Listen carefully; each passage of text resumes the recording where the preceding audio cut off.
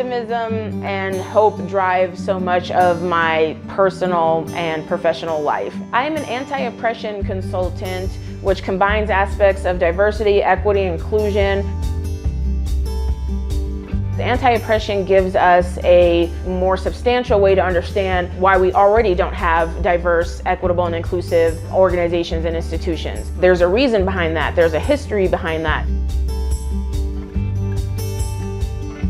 Let's talk amongst ourselves and ask ourselves, what is race? What is, when people say, you know, this person is of this race, when people say I am black, when people say I am white, or I am Latino, what do they mean by that?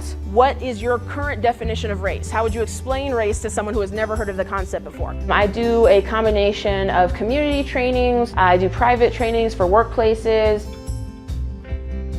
I also do individual consulting to help people think through and understand the theory of this work.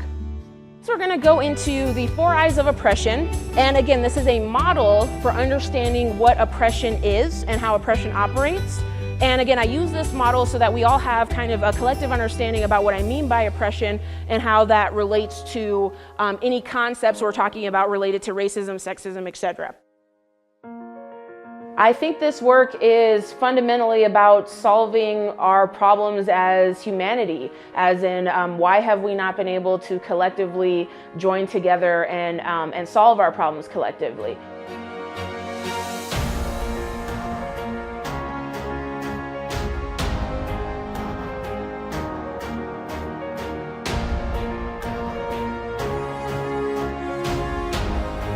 Civic Center Park is a place I would take someone if they were visiting. It's such a historic location for a lot of activism in Denver and Colorado, and is a place that I just remember growing up, seeing so many different speakers and rallies, ways in which the community was trying to get an issue more heard. And so it really has a kind of special place in my heart.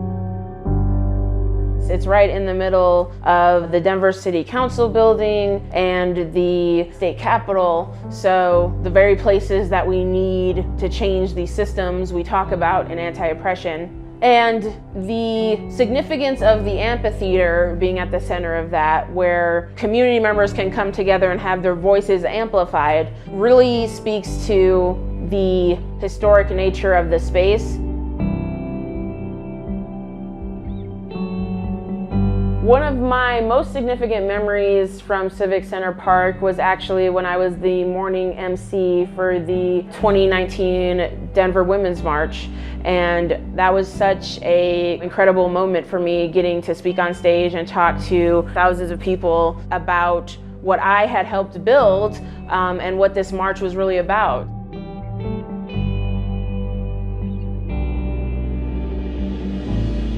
Getting to hear the excitement in the crowd, getting to hear our speakers talk about issues and perspectives that a lot of people hadn't heard before, from gender nonconforming people, from sex workers, from undocumented folks, a lot of underrepresented communities. It wasn't perfect for sure, but it was powerful to stand there as both a creator of something and then an advocate for it, or a speaker for it, the rallier for the crowd around it. It was just an amazing event. Seeing Civic Center Park from that view, when you're at the podium, there's no view like it. You can really feel the potential when you're walking through Civic Center Park. You can feel the history of the past, other protests and rallies that have happened before me. You can feel the present, the energy of what we can accomplish in Colorado and Denver now.